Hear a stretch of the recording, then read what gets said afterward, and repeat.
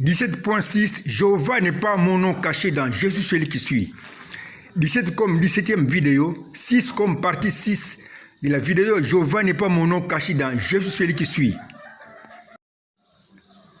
Avant de donner l'interprétation de Jésus celui qui suit, dans lequel j'ai caché mon véritable nom qui n'est pas Jéhovah, j'ai préféré cette introduction pour aider les lecteurs à bien comprendre l'interprétation que je vais donner. Il s'agit donc ici, dans cette introduction, de me présenter comme l'auteur de la Bible ou comme l'esprit des prophéties et le signe d'une même chose qui produit l'unité des choses qui sont différentes. Je suis donc le signe d'une même chose ou le signe de l'unité qui a créé sa Bible avant de créer un ange et ce monde.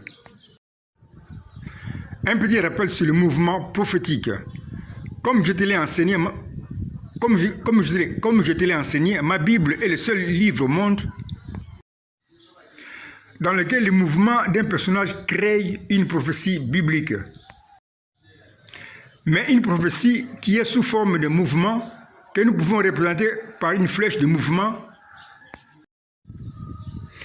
comme ci-après. Nous voyons la flèche de mouvement. Or, cette flèche a un départ comme A et une arrivée comme B, comme le montre le dessin ci-après. Nous voyons un dessin qui montre le mouvement qui part de A et qui se termine en B. Ce beau dessin nous montre que la même flèche de mouvement est devenue un signe de liaison ou de l'unité qui unit A et B. C'est donc le pasteur signe de l'unité qui unit A et B dans un mariage spirituel que nous pouvons représenter comme ci-après. Nous avons ici un schéma qui montre l'unité de A et B.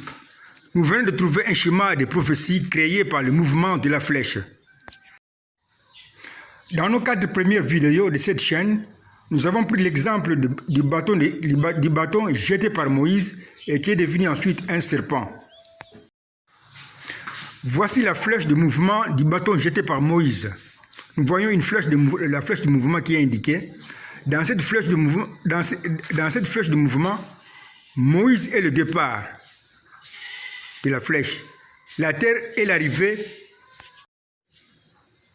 de la flèche, mais qui porte le serpent. Nous voyons que la flèche de mouvement a uni Moïse à la terre qui porte le serpent. La même flèche de mouvement du bâton est devenue un signe de liaison ou le pasteur signe de l'unité qui produit le mariage spirituel de Moïse et la terre qui porte le serpent comme ci-après. Nous voyons en bas un schéma de prophétie qui montre l'unité de Moïse et de la terre qui porte le serpent.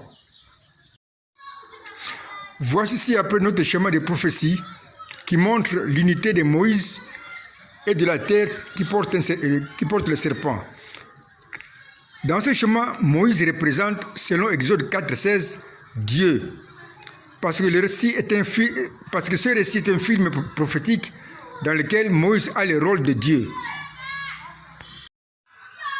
Moïse ne savait pas qu'il était un acteur dans un film que j'avais créé. C'est pourquoi j'ai dit à Moïse, tu seras Dieu, et Aaron, ton prophète. Dans ce schéma, la terre représente un homme. Le serpent représente le péché qui donne la mort au peuple de Dieu. Nous pouvons alors compléter notre schéma des prophéties comme ci-après. Nous voyons le schéma qui montre l'unité de Moïse et la terre qui porte le serpent. Nous pouvons lire en bas la prophétie qui est cachée dans ce schéma. Dieu qui est représenté par Moïse sera un homme qui est représenté par la terre. Mais quel homme?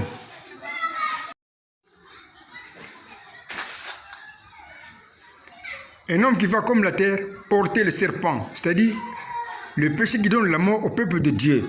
Alors Dieu qui sera le Messie mourra à la place de son peuple comme un sacrifice d'expiation. Dans le mouvement du bâton jeté par Moïse, j'ai annoncé ma mort comme un sacrifice d'expiation.